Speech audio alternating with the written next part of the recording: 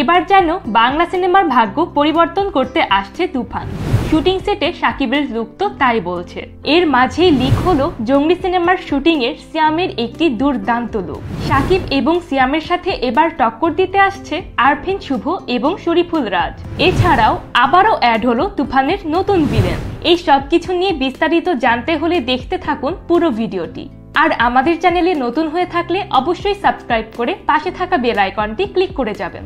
2 দিন আগেই হঠাৎ করে সোশ্যাল মিডিয়ায় ভাইরাল হয় শুটিং সেট থেকে শাকিব খানের একটি লুক। দাড়ি গোপের এই ড্যাশিং লুক যেন তুফানের সতর্কতা জারি করছে। অনেকেই বলছেন কেজিএফ এর মতো দুর্দান্ত অ্যাকশন মুভি বানাতে যাচ্ছেন রায়হান রাফি, নাকি তিনি তার থেকেও বড় কিছু করতে যাচ্ছেন। আর একের পর এক ভিলেনের এন্ট্রি তো আছেই।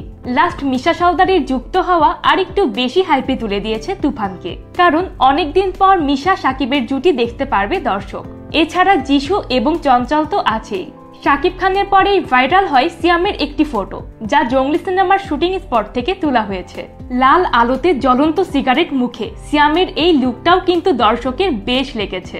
তবে খটকা লাগে তো তখন যখন শাকিবের শুটিং লুক ভাইরাল হওয়ার পরেই সিয়ামের এই লুক সামনে আসে। এটা কি তাহলে ইচ্ছে করেই লিক করা হয়েছে তুফানের সাথে পাঙ্গা নিতে?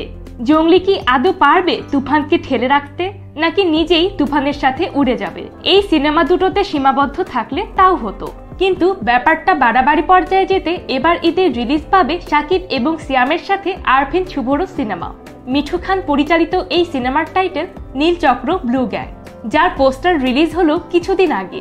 কিন্তু পোস্টারে আরফিন শুভকে সুপারস্টার বলায় অনেকটাই সমালোচনার শিকার এই অভিনেতা।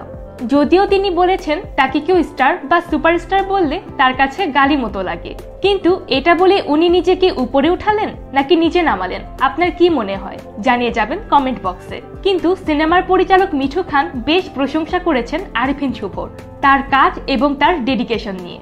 জানা গেছে নাজিমুদ্দৌলার রচিত এই থ্রিলার সাসপেন্স সিনেমাটির আরফিন শুভর বিপরীতে থাকবেন মন্দিরা চক্রবর্তী।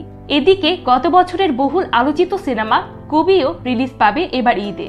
সিনেমাটির এত আলোচনার পেছনে কারণ ছিল সিনেমাটিতে প্রথমে শাকিবের কাজ করার কথা থাকলেও পরে তিনি সেটা ছেড়ে দেন, যেখানে এখন নতুন করে জুটি বাঁধে রাজ ইধিকা।